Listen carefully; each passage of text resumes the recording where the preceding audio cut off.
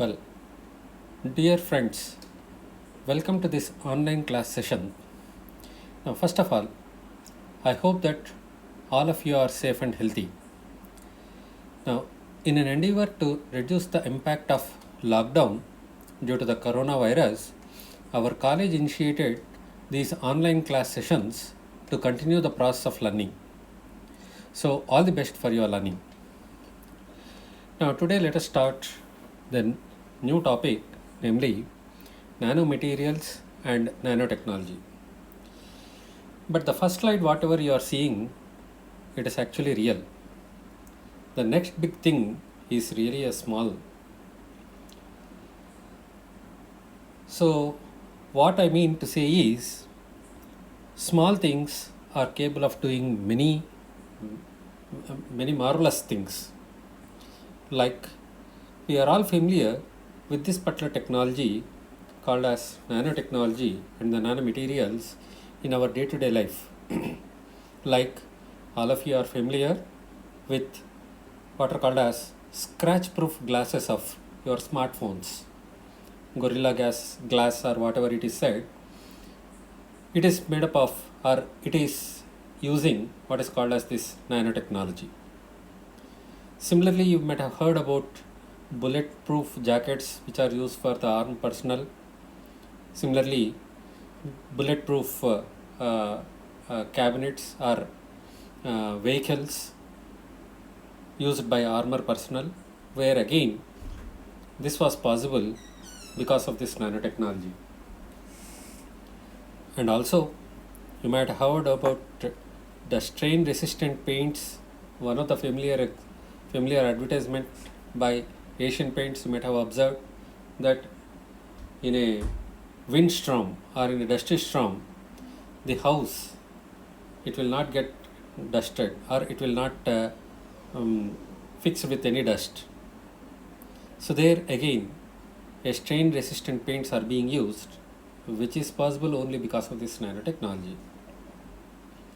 Similarly, we are familiar with another example. Recently, in one of the movies called as Srimantudu, the movie actor, the hero, has used one of the bicycles. Of course, you are almost all of you might have been very crazy about it. Its cost is found to be about nearly 3 to 4 lakhs. The speciality of that bicycle is it is very light, and at the same time it is very strong. These properties again are attributed to the nanotechnology. Likewise, we have many other applications or many other examples in our day-to-day life, like whitening property in the toothpaste or whitening property in the washing powders. Similarly, self-cleaning coatings that are used on automobiles, etc. All these are made possible because of this nanotechnology. So therefore, what is meant by this nanotechnology? So nanotechnology is designing, manufacturing and characterization of the materials or components or devices that are at near atomic level or at a nanometer level, at least in one dimension. So the size of the materials or the components should be of nanoscale, at least in one dimension.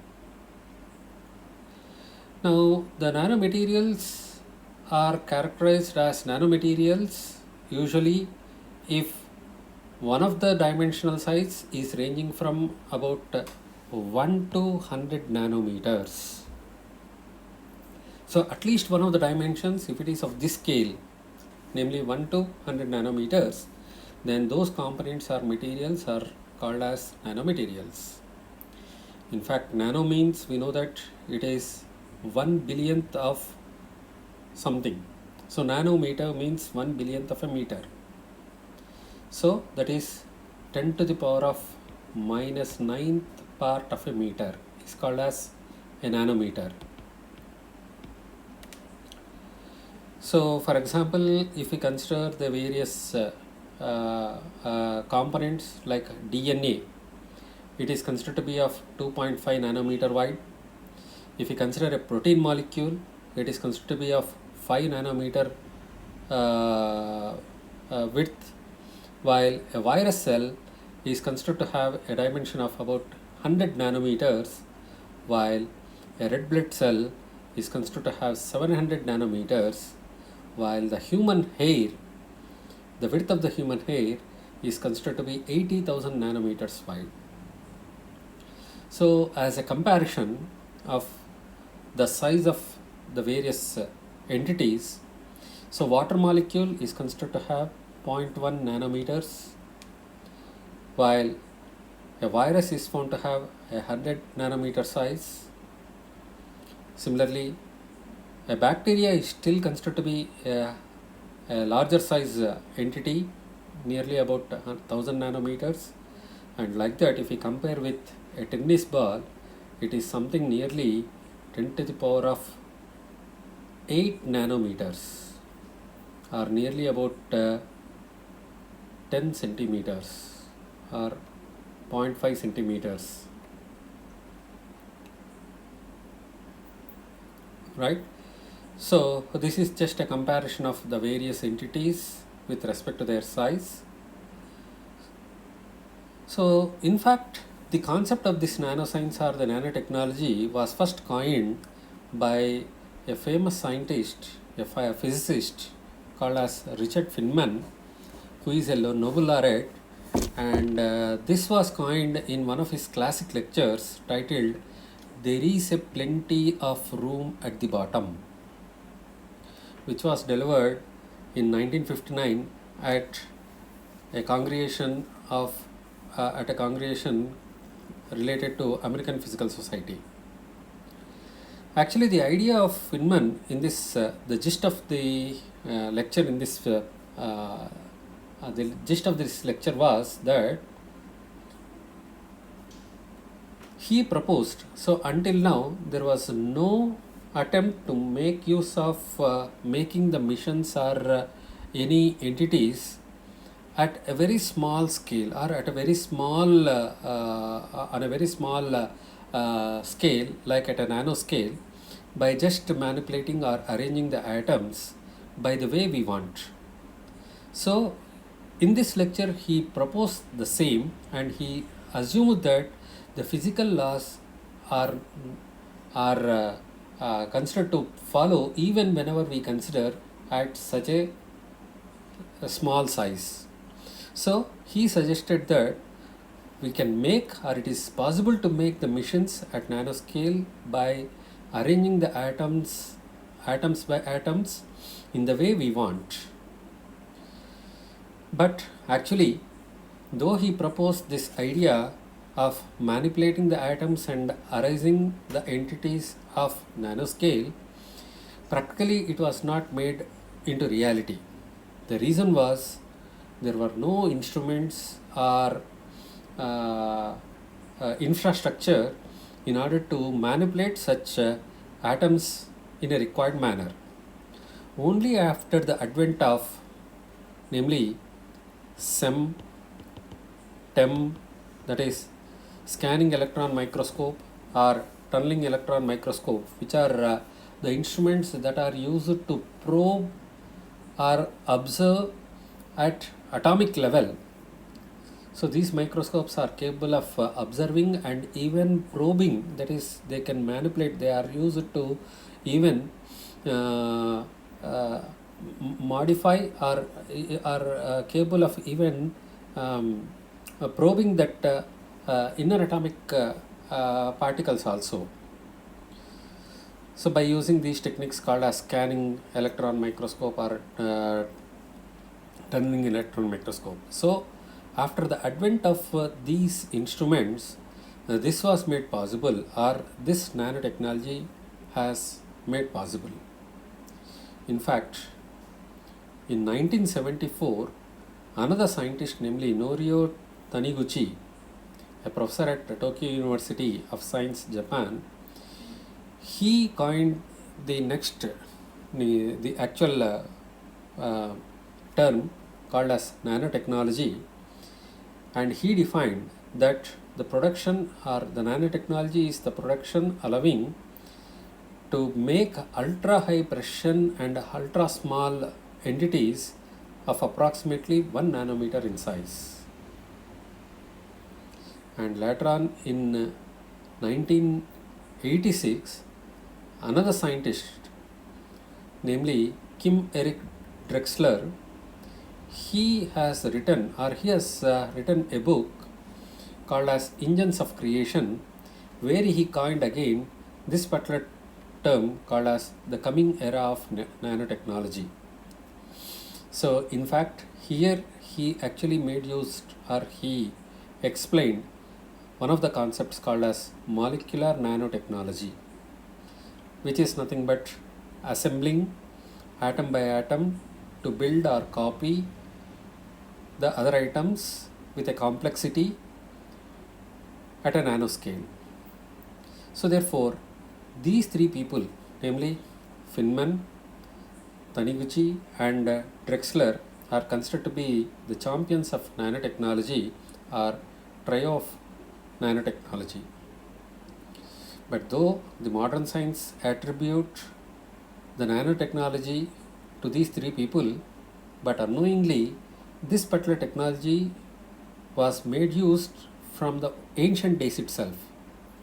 For example, if we consider the Roman time crafted incandescent iridescent glassware, like this particular glassware, it is made up of some glass material where it is infused, or it is mixed with some small quantity of gold and silver in such a way that the color of this material used to change depending on the way the light falls on it. If the direct light falls on that glassware, it is found to have a green color, the first picture. Whereas if the light is made to pass across this material or across this vessel, the same vessel was appearing as red in color. So the change in the color of this material, it is because of the material that is used to make that glass. So there they have used unknowingly about this nanotechnology and prepared these materials. Similarly, there were many cases like creation of swords with exceptionally sharp edges. So again, in making them, they have made use of nanotechnology unknowingly. So therefore, nanotechnology is not a new thing. From the ancient time itself, they were used, but unknowingly it is it is not called as nanotechnology. But with the advent of the latest instruments like SEM, TEM, etc., nowadays it is possible to manipulate within the laboratory and make the entities at the nanoscale. Now, why these nanomaterials are so important? Why we are saying nanomaterials are required and etc. The main reason is that whenever the materials are made at nanoscale, are found to develop at nanoscale, are made at nanoscale, they are found to develop unique properties. Like the physical and chemical properties are found to completely change when compared to their bulk structures.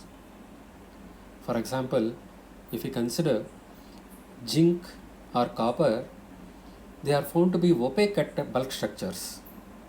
But when they are taken at the nanoscale, they are found to become transparent. So the optical property of the material is getting changed whenever the size of the material is taken at nanoscale. In the similar way, aluminum, which is considered to be a highly stable material at the bulk form, but the same thing is found to become more explosive whenever it is taken at the nanoscale. That is, the reactivity of the material is found to considerably, enormously change whenever the material is taken at the nanoscale again. Similarly, gold, we know that it is an yellow solid material at the bulk form. It is found to be observed in the solid phase, but whereas the same gold whenever it is taken at the nanoscale, it is found to exist in a liquid phase. Moreover, even the color of this liquid is also found to change whenever the size of that gold nanoparticles are different.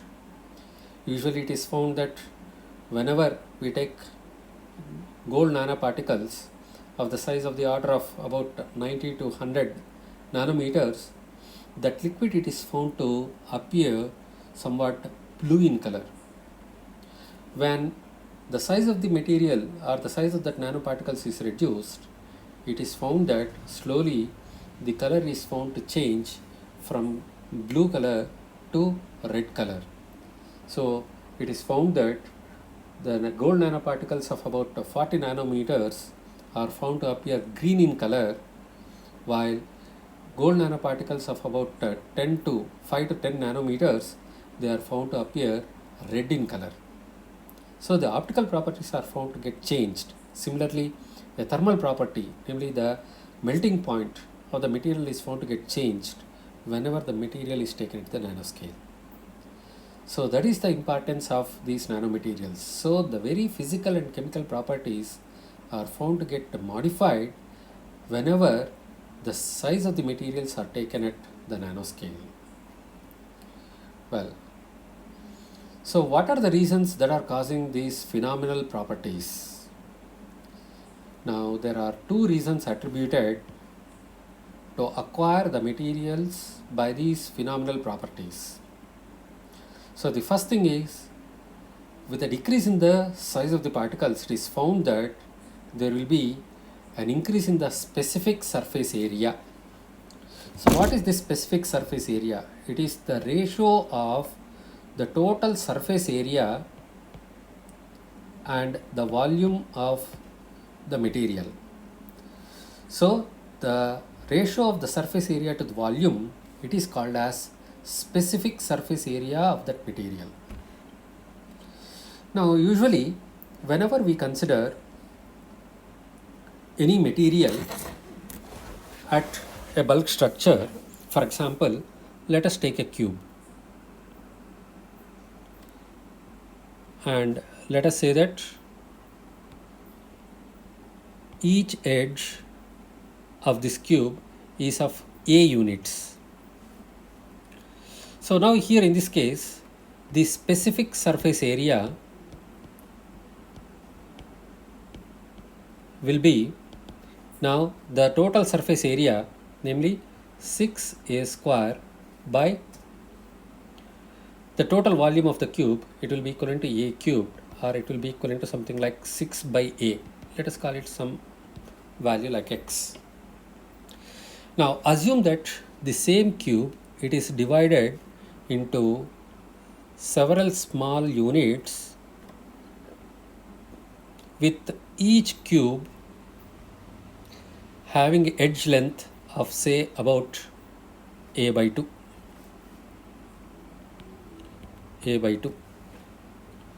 Now in the second case, the specific surface area,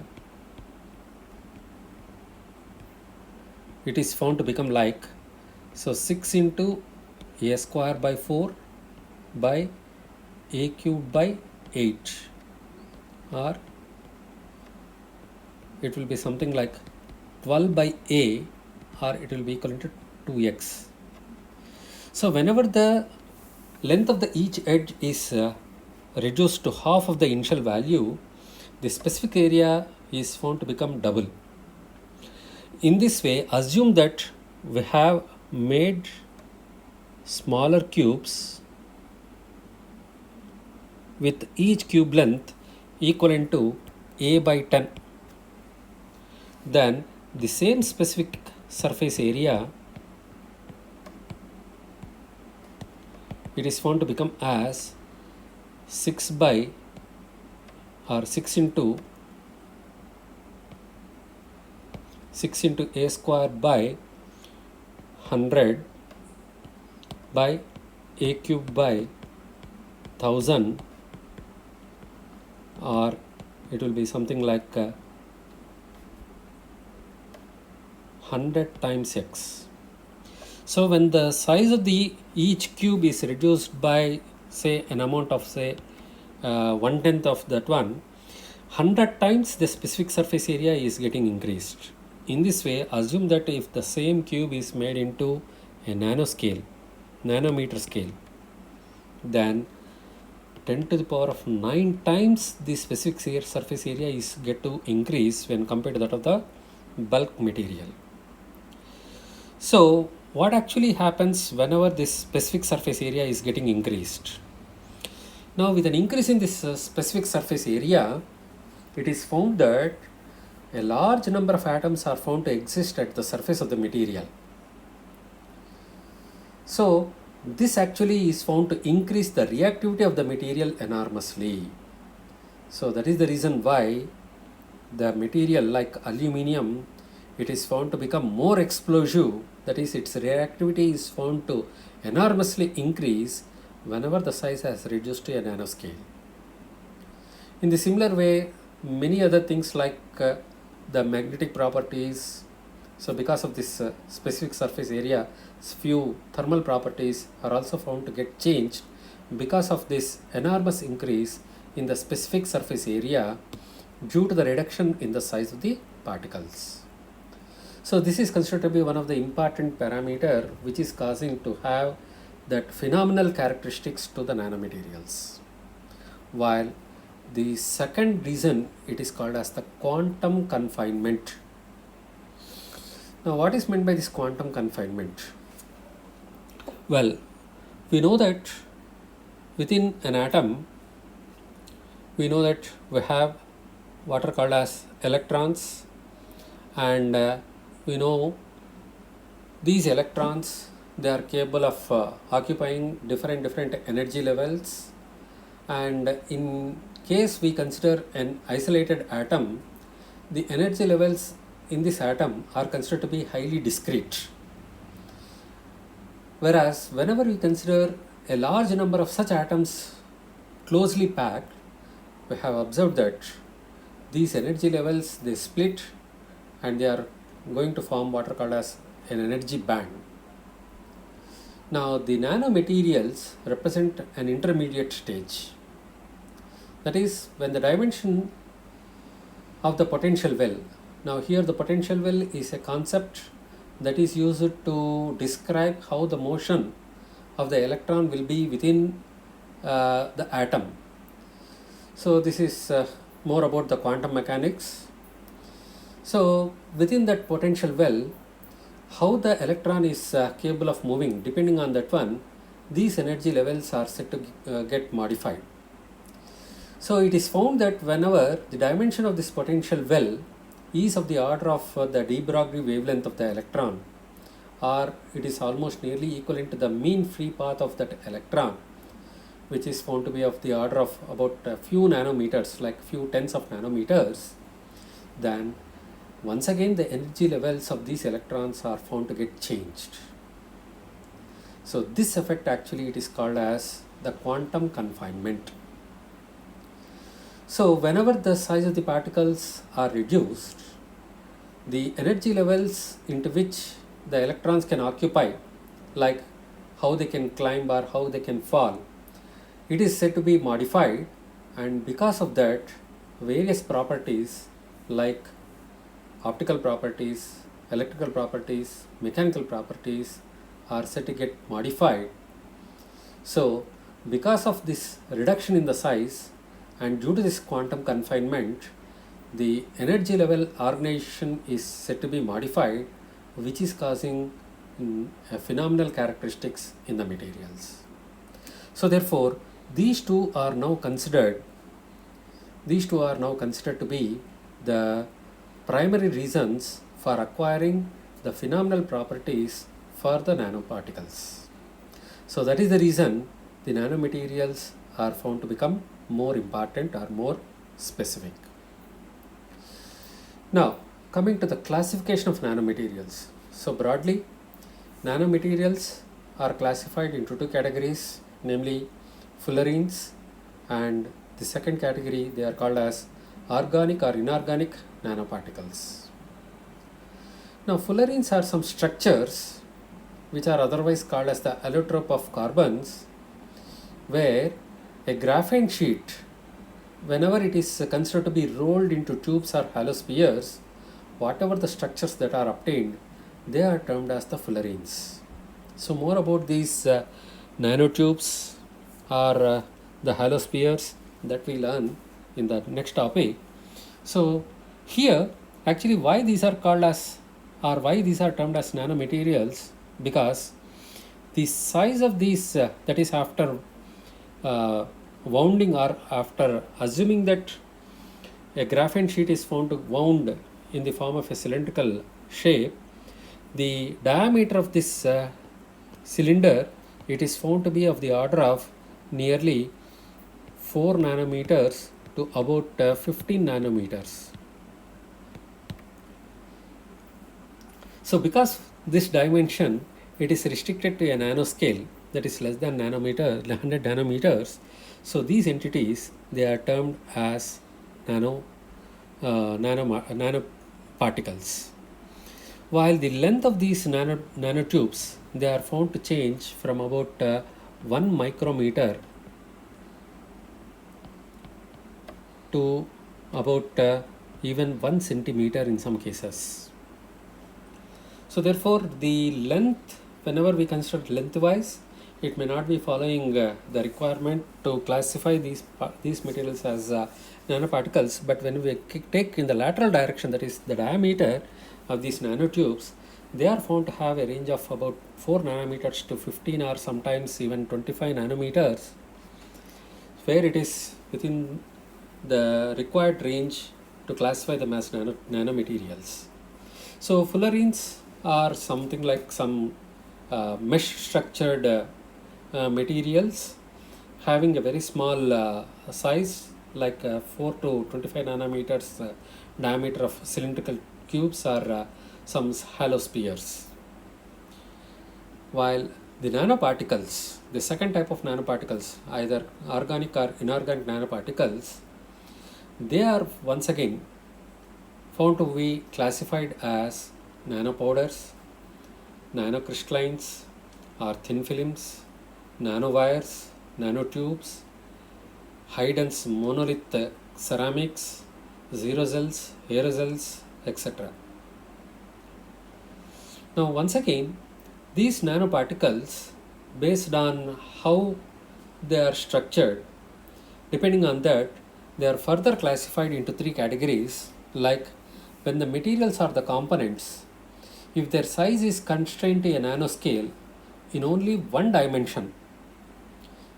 Now usually whenever the size of the material is constrained to a very small order, normally if you take that structure, it will be something like a flat thin film. So now whenever the size is constrained to a nanoscale in only in one dimension, they form into what are called as thin films, and usually these are termed as the quantum wells. While the materials where their components are constrained to have a nanoscale in 2 dimensions, then they form into thin wires or tubes, and these are termed as the quantum wires. While the materials or their components, if their size is constrained to a nanoscale in all the 3 dimensions, then they form they form as particles, and these are termed as the quantum dots. So nanoparticles are classified as either thin films, which are termed as quantum wells, or wires or tubes, otherwise called as quantum wires, or as the particles, which are termed as the quantum dots. Now, how to synthesize or how to prepare these nanoparticles? Now, the synthesis of these particles, basically it uses 2 approaches called as top-down methods and the bottom-up methods. Now, top-down techniques, the name itself suggests that it is a technique or it is a method of preparation of very small particles from the large particles. Like when we crush a large particle to form fine grains, then this technique it is called as top-down technique. So mechanical crushing of solid into fine powders, which is achieved by what are called as ball milling techniques. So this is one technique by which we can make or we can synthesize the nanomaterials. Similarly, there are other methods called as like physical vapor deposition method.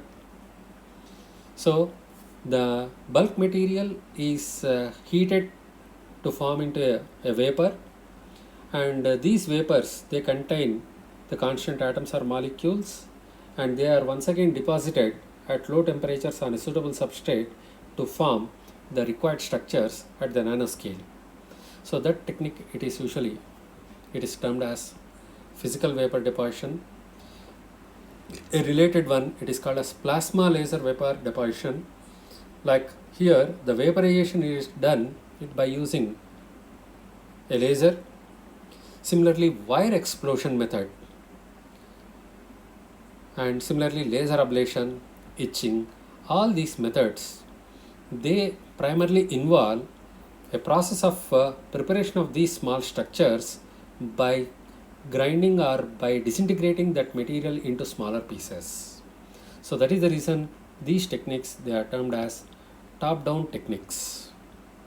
While the second type of approach, it is called as bottom-up techniques, wherein these techniques involve agglomeration or amalgamation of atoms by atom or molecule by molecule to form a sufficiently large nanomaterial, right?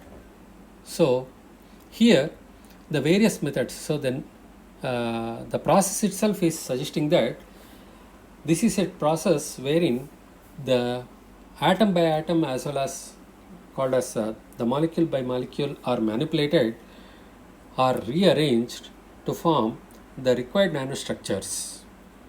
So the various methods that are employed in this technique are cryoprecipitation method, sol gel method, chemical vapor deposition method, combustion methods, green synthesis. All these are the methods wherein the manipulation of the atom by atom is utilized in forming a sufficiently large nanomaterials. So among these two types of techniques, we will be discussing about a few techniques of synthesizing these nanoparticles. So to begin with, now actually let us see what are the advantages and disadvantages of these techniques. So usually if you consider these top-down techniques where the material is disintegrated from bulk structure to the required nanoscale, so this technique is feasible in order to make very large volume of materials. So large scale production. So in the large scale production, this particular technique is most useful. Similarly, here the chemical purification in these methods, it is not required because the same material, it is just disintegrated into smaller particles. So no extra chemicals or chemical reactions are involved in this particular technique. So that is the reason chemical purification is not required in these materials. While the disadvantages of this method are, these techniques are, though we can able to produce the materials at larger scale, the materials that are produced are not of uniform size. So a varied sized materials will be produced during the process. Similarly, the geometry and the shapes are also found to get varied. Uniform sized or uniform shaped materials cannot be formed during this process. And similarly, there is a possibility of some impurities or defects or imperfections introduced in these materials, and so therefore sometimes in some cases it is also considered to be an expensive technique. Of course, this particular topic or this particular thing, in few cases it becomes a more a related topic, but these are the other disadvantages of this particular technique. While in bottom approach technique, we can able to create very ultra fine nanoparticles of different shapes, like nanoparticles, nanocrystalline materials, nanotubes, nanowires, films. Various forms of materials or various structured materials can be prepared by these methods. Similarly, the various deposition parameters can be controlled within this method. So, for example, if you want to control the thickness of the material or the texture of that thin film, or the way in which they are amalgamated, all these things, they can be controlled in this particular technique. Similarly, very narrow size distribution, like even from 1 to 20 nanometer size particles can also be prepared. In most of the cases, these techniques, in very few cases, it is considered to be expensive, but most of these techniques are considered to be cheaper techniques. While the disadvantages of this technique are large scale production is not possible within these techniques. Similarly, because of some chemical treatment, after some chemical reaction, we are able to get synthesizing these materials. So therefore, in few cases, chemical purification of the materials is also required. So these are some of the advantages and disadvantages of broad advantages and disadvantages of these different techniques. Now, let us try to discuss in detail about different techniques. So the first one is a ball mill method. So here it's also called as a mechanical method. Usually here in this case, what it will have is, it will have a cylindrical drum, and in this cylindrical drum, some hard spears made up of some tempered steel or zirconium oxide or tungsten carbide are introduced along with the material, which is to be crushed and formed into nanomaterials. Now the principle here is, whenever this cylinder is rotated, the balls also try to rotate, and they try to fall due to the gravity on one another, and during that process, whatever the kinetic energy they have acquired, that will be imparted to the material, and that energy is utilized in crushing that material, forming into nanoparticles. So that is the basic principle. So here, in some cases, in order to have a proper amalgamation of these particles that are created, usually some surface active agents, which are called as the surfactants, like ethyl glycol or xylene or butanol, etc., are added to enhance the process of grinding. And in some cases, in order to make the material brittle, so that a well grinding, the process of grinding, to ease the process of grinding, liquid nitrogen is also added into the drum. So liquid nitrogen, we know that its temperature will be very, very less. So whenever the material is cooled to such a low temperature, it gets frozen and acquires a very, or they become very brittle, and it becomes very easy to grind them. So this method, by this method, the size of the nanoparticles obtained depends on the various factors like grinding hours, the weight ratio of the steel balls and the material, the gases or the fluids that are introduced into the drum, etc. Now, this is considered to be the most preferred method for preparing the metal oxides or other nanoparticles in huge volumes, especially in order to have bulk quantities of nanomaterials. This particular technique or this particular method is quite suitable. Similarly, certain materials, intermetallic compounds based on nickel, aluminium, can also be prepared by this method. While the disadvantage of this method is that the particles that are formed are not of uniform size, and during the process, there is a possibility of contamination with some impurity of the balls.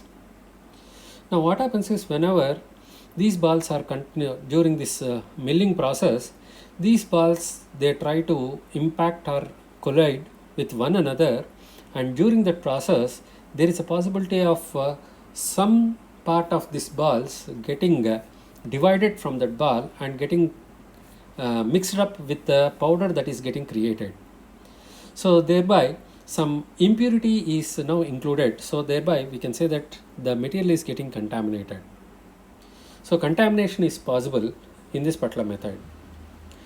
Other important disadvantage in this method is, now there will be, so whenever the milling process is continued, there will be a constant transfer of energy. So the potential energy is continuously converted to the kinetic energy, and during this process some energy, it will be converted into the form of heat. So a lot of heat is also generated during the milling process.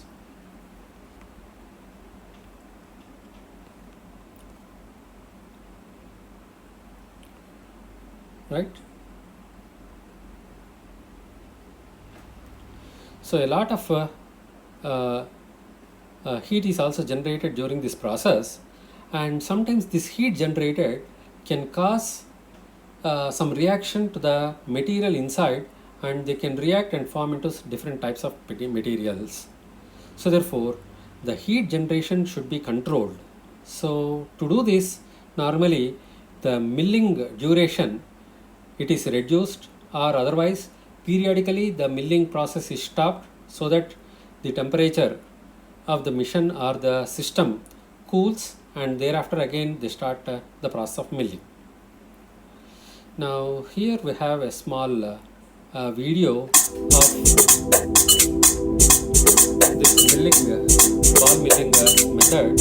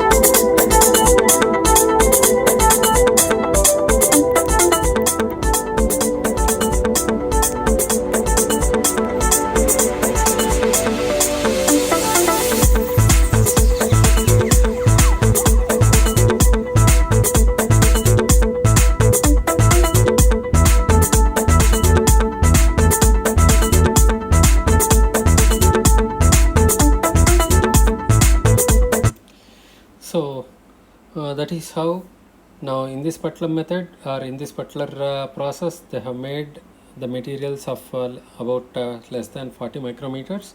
Of course, by milling for a longer period, the same material can be converted or can be synthesized to appropriately some nanoscale, right? Now these ball milling methods, there are different types of machines available. Now whatever the machine that we have seen, it is called as a cylindrical milling machine. Apart from that, there are different types of milling machines called as planetary milling machines, vibratory milling machines, tumbling milling machines, etc. In almost all the methods or in almost all these missions, the process is similar, that is disintegrating the material from the bulk size to a very smaller size. So this is about the first method called as the ball milling method. Now the second method, it is called as a physical vapor deposition method. Now this method, it's also called as a thermal evaporation method. It is considered to be a simplest and most popular synthesis methods, which is used and which is a versatile method considered to fabricate nanofilms and nanowires with various characteristics. So the basic process of this method is sublimation of the source material, which is in the powder form, at a very high temperature, and subsequently deposition of that vapor at a lower temperature region to get the desired nanostructures, right? So here, by using this method, we are able to, or it is possible to prepare a variety of oxides and non-oxide nanofilms and nanowires.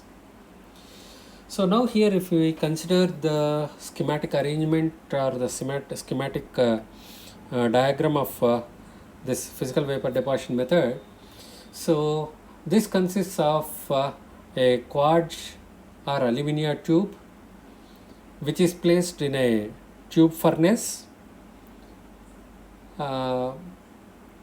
where within this quartz tube, at the center, where the temperature region is considered to be very high, there a crucible made up of some alumina is placed, where that crucible contains the material which is to be made into nanoparticles.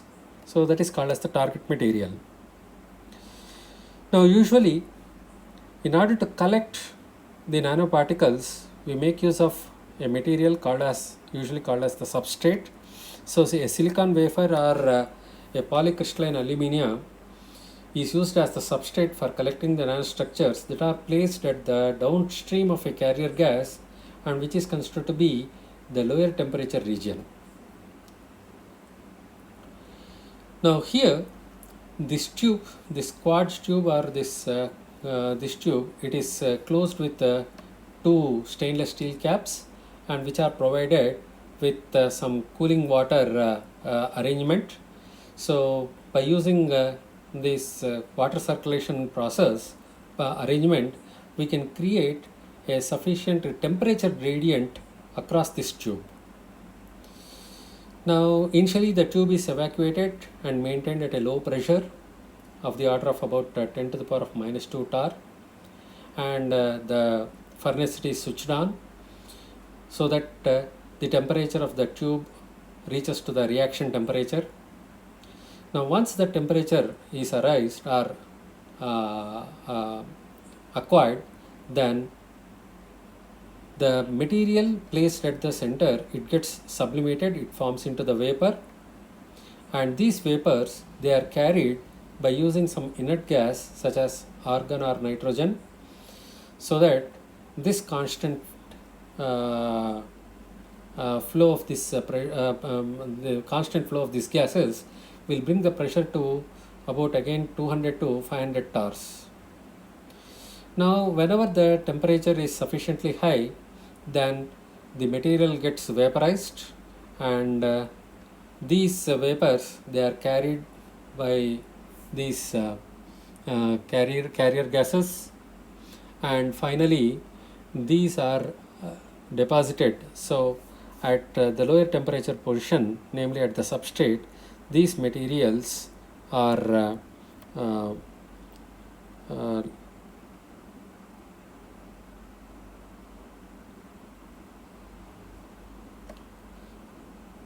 cooled, and nucleation and the growth of nanostructures gets occur.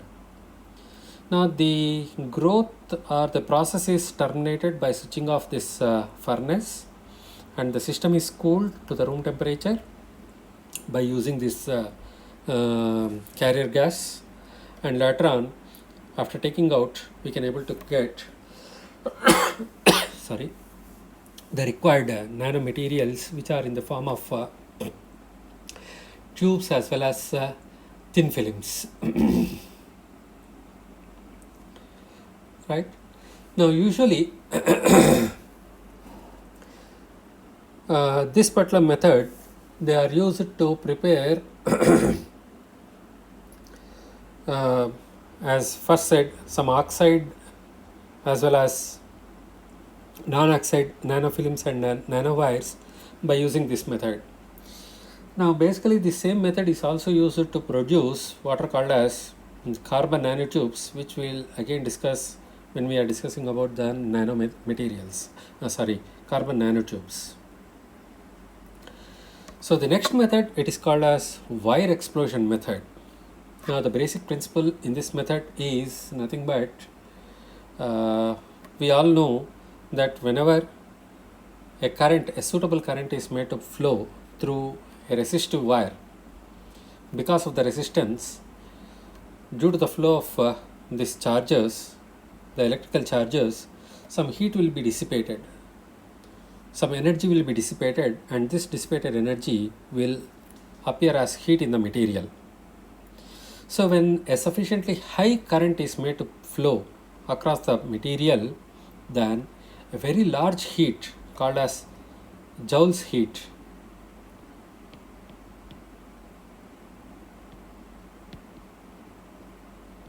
is liberated, and that heat generated at that temperature is sufficient to fuse that material and form into what are called as the vapors.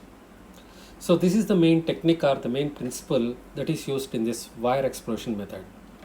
So the basic schematic arrangement of this method, it involves what is called as a high voltage source, and here the current, whatever that is made to pass through the wire, it should be a momentary one, and that too it should acquire a very large current density.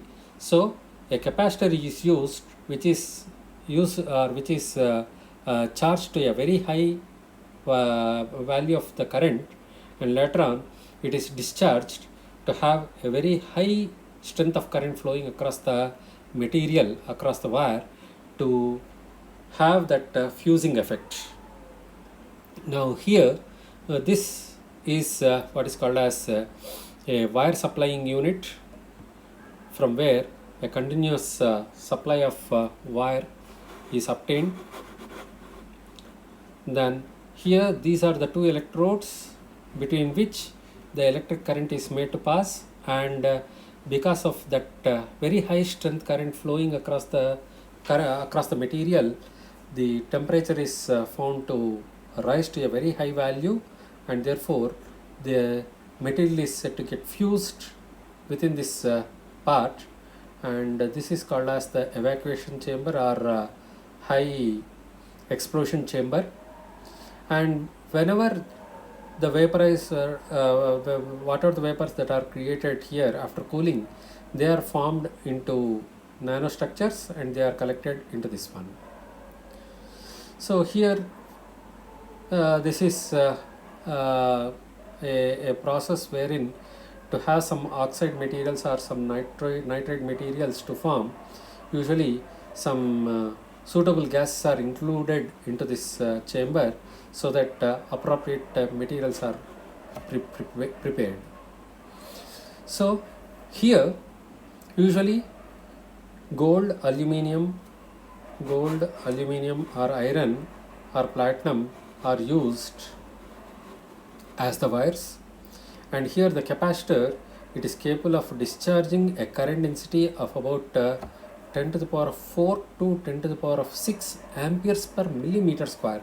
The current density at the discharge time, it is found to be of a very high value, and this high current, it is found to lead to a temperature of about nearly 1 lakh Kelvin degrees. 1 lakh Kelvin. So this phenomenon, actually the process, it is found to occur within a very short period of the order of 10 to the power of minus 8 to 10 to the power of minus 6 seconds.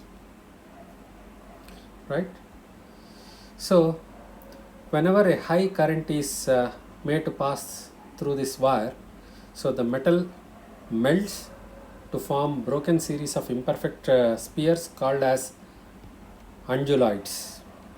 And these undulates, they vaporize, and these metal vapors once again they form what is called as a close or a resistive, a low resistance path, allowing even faster current to increase across these electrodes, and an electric arc will be formed which turns this vapor into a plasma. Now this plasma, it is allowed to expand freely by creating a shock wave. So whenever this arc is created, simultaneously it also creates a shock wave like an explosion, and this explosion causes or pushes the molten liquid or gases and plasmatic metal outwards, breaking the circuit and ending the process. Now after allowing some time of this explosion, the particles of suitable size and shape are collected in the collector, namely the seventh chamber. The size of the nanoparticles formed depend on the current density that is made to flow across the wire, the thickness of the wire, the background atmosphere created within this region, etc. Right? So now the advantage of this method is, now it is considered to be quietly an inexpensive method, and also this method is suitable to produce bulk volumes of nanomaterials of different sizes by controlling the size of the wire or the current strength within the material of the wire and the explosion time. While the disadvantages of this method are, the process is highly dangerous because it causes some explosion. So a well controlled situation or well controlled system is required to get this process done.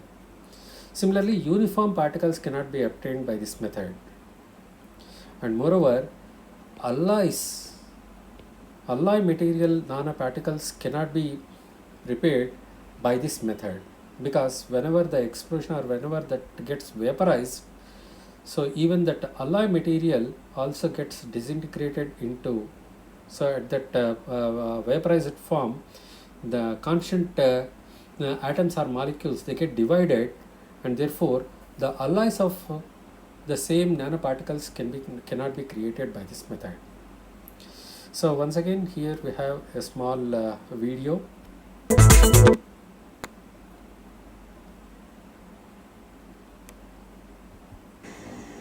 First of all, for this experiment, we pour 400 milliliter deionized water in the container, and we put the lid. We close it to fix that container. We put the container in the device, and as you can see, to apply the voltage, the high voltage we want, we close it to fix that container. We put the container in the device, and as you can see, a silver wire had to go down and dip into the water. I pulled the wire and put it into the container in this special rod.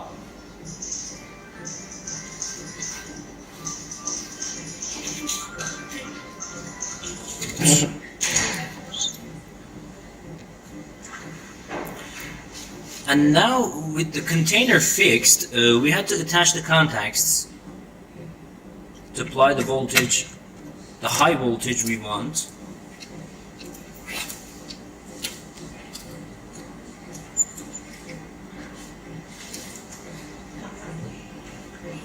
We can close the door of the device, and by setting the voltage, time and feed rate, we can perform the experiment. The voltage is set to 250 volts. We keep the time at 20 minutes, and the feed rate at 2.3 centimeters. The wire is going down with a rate of 2.3 centimeters into the water to be broken into parts and to create nanowires. Now we press the play button, and the high voltage is applied, as you can see in the device. The first spark has been observed in the deionized water, and we have to wait until the 30th one. And now, after the 30th one, the water goes dark, and we can have our nanowires in a range of almost 59 nanometers. Which now we can stop the performance, the experiment actually. 30th shot has been reached, and we have almost 59 nanoparticles, but they're not stabilized yet. In order to prevent their aggregation and in order to make them stabilized in the solution, we have to use some surfactant. You can see the solution here. We add the surfactant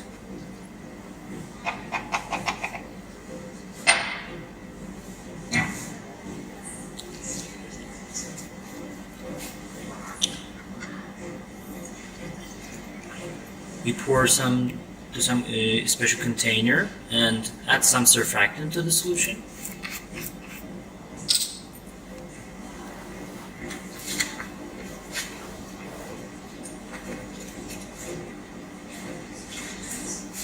We have to put it in the ultrasonic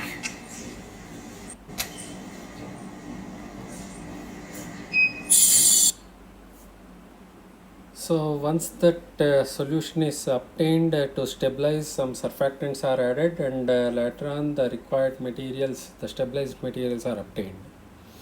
So that is how the wire explosion method is used to prepare the nanomaterials in the forms of nanowires or nano tubes, etc. The next method, it is called as pulse laser deposition method, or it's also called as a laser ablation method. Now wherein here within an evacuated or a vacuum chamber, the target, that is the material which is to be formed into nanomaterials, is placed, which is having or which is capable of rotating, and this is called as a rotating target. And this is now exposed a high beam with a high intense laser beam. Now here depending on usually a pulsed laser is used, that is a pulsed form of laser radiation. It is used to irradiate this target, and whenever this high intense beam is made to incident on this material, so that high energy, it causes to fume or fuse that material, forming into a vapor, and a continuous falling of this material, this laser beam, causes a laser plume to be created, directing towards the substrate, which is considered to be a lower temperature position, and slowly these vapors, they are carried across or along this plume, and they are condensed over the substrate, forming the required nanomaterials, right? So this laser method, so by using, so the same process can be undergone within a liquid or some even in the gaseous environment, so that we can able to create nano silver particles or gold particles, or even some metallic nanoparticles can be created by this method, right? So by using a background gas such as oxygen, so we can make we can have oxide materials, oxide nanoparticles can be created, or by using a different gas, we can create a suitable nanoparticles. right? So here also we have a small Hello science enthusiasts! You are watching a Captain Corrosion video about pulsed laser deposition, where you will learn the basics of this technique and how different deposition parameters affect the process. So let's start with the basics. Pulsed laser deposition is a physical vapor deposition technique that allows synthesizing thin films of a variety of materials. In pulsed laser deposition, electromagnetic radiation from a high-intensity pulsed laser is used as an energy source to evaporate a solid or liquid starting material, which is called.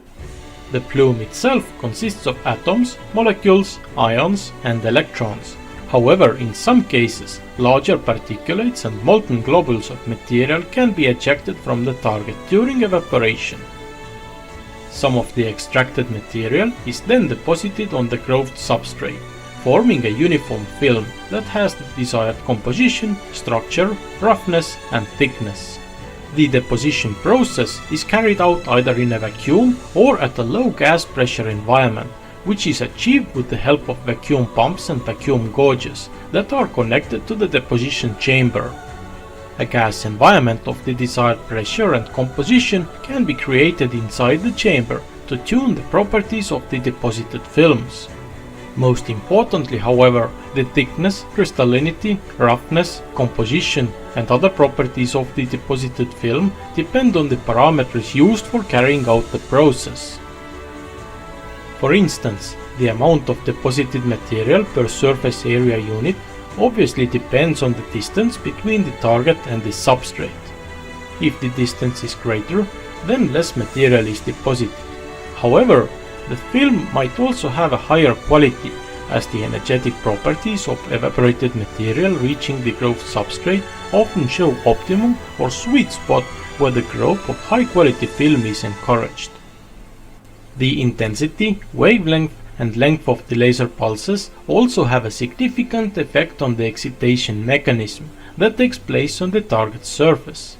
For instance, using a laser with short pulses, shorter than 1 picosecond, electrostatic ablation occurs, in which case the electrons that hold the material together are excited so fast that they leave the material, resulting in an explosion of the small amount of target surface. When nanosecond or longer laser pulses are used, then the electronic excitations have time to relax, and the energy is transferred to lattice vibrations of the target. This is causing a fast heating of the surface and evaporation of the target material, which is called the thermal ablation mechanism.